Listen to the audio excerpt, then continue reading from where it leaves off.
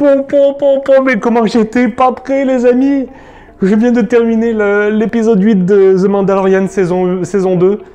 Mais putain, mais c'était trop... J'ai trop les frissons, j'ai la chair de poule. J'ai failli pleurer dans cet épisode, c'était trop magnifique. Mais comment ils ont fait ça? C'est pas possible. Bon les amis, si vous n'avez pas vu la saison 2 et surtout cet épisode 8 de la série The Mandalorian, partez tout de suite parce que je vais spoiler, c'est sûr, là c'est plus possible. L'épisode est juste dingue. Bon déjà, comme tous les épisodes de la série, la réalisation elle est juste géniale. Magnifique, je sais pas c'est qui le réalisateur, je sais rien du tout, moi je suis pas un technicien, mais en tout cas c'est beau, c'est super bien fait, c'est vraiment dans le respect de Star Wars, mais c'est même mieux que les derniers films, j'ai envie de dire. En un épisode ils ont limite exaucé un de mes rêves, quoi. C'était trop magnifique, réalisation impeccable. Il y a plein d'easter eggs encore une fois, et puis c'est tellement cool de revoir Jango Fett. Boba Fett, pardon, excusez-moi. Là, bon, il a rétréci un petit peu son costume, son costume un petit peu mieux taillé, donc c'était plutôt cool. On le voit pas tant que ça dans cet épisode.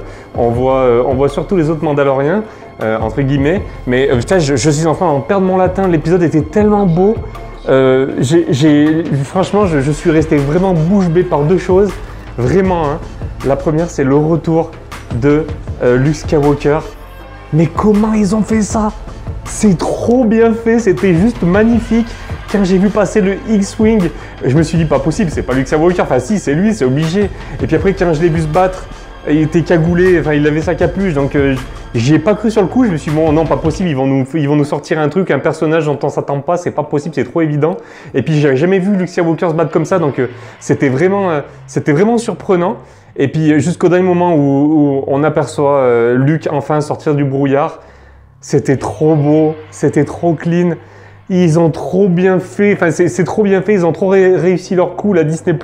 Je me rappelle encore de l'apparition de la princesse Leia dans Rogue One, c'était trop mal fait, enfin franchement, trop mal fait. Il y avait quelque chose qui allait pas, là ça m'a paru vraiment bien fichu, vraiment naturel. Alors je sais pas qui c'est cet acteur qui joue Luke Skywalker, je sais pas comment ils ont fait les effets spéciaux, j'ai trop hâte de voir le making of, et je pense qu'on le verra ensemble, mais en tout cas, putain, c'était trop beau de voir Luke comme ça, franchement, puis en pleine possession de ses moyens, en pleine maîtrise de la force.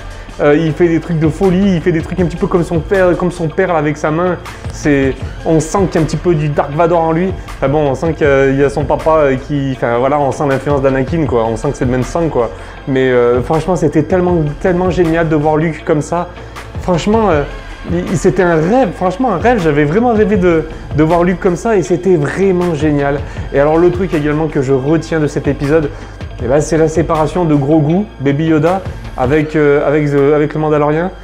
Franchement c'était trop triste, c'était trop touchant. Et puis Mando qui enlève son casque pour le voir de ses propres yeux, bah, c'est vraiment un signe comme quoi, ben voilà quoi, c'est un signe fort, quoi, parce qu'à la base, il ne doit pas l'enlever, son casque. Donc, on sent quand même qu'il y a de l'attachement entre ces deux-là, entre Grogu et le Mandalorien. Et franchement, ça m'a fait quelque chose. Et puis alors, voir partir Luke comme ça, avec Grogu, avec Baby Yoda, avec R2-D2, putain, c'était tellement bon de revoir R2-D2 aussi. Mais qu'est-ce qui va se passer par la suite? Mais qu'est-ce que j'ai trop hâte. Luke va certainement vouloir le former. Est-ce que c'est là qu'il va créer son école? Je sais pas. Franchement, quand je vois la réalisation, quand je vois ce qu'ils ont fait avec Luke Skywalker, mais putain, mais ils pourraient limite en faire une série, quoi.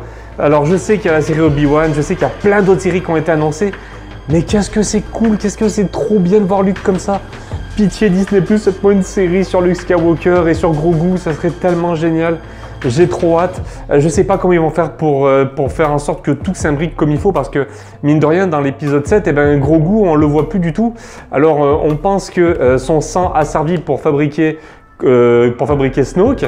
On pense que Snoke est un clone ou en tout cas une expérimentation une expérimentation, c'est sûr, de Palpatine. On le voit à la au début de l'épisode 9. J'en perds mon latin, c'est un truc de fou cet épisode. Désolé.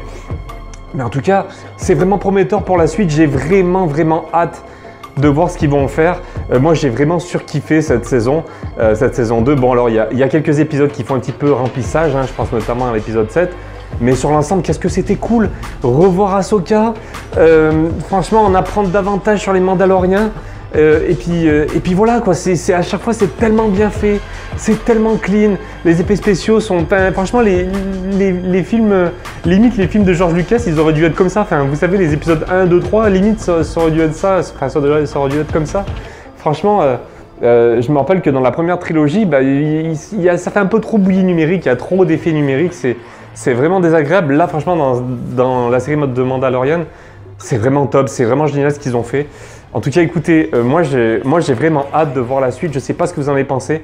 Il fallait à tout prix que je vous en parle. Enfin, on avait vu ensemble les bandes annonces de la saison 1 et de la saison 2. Et c'était vraiment cool de faire ça en live réaction. Vous savez que c'est le principe de la chaîne de faire des live réactions.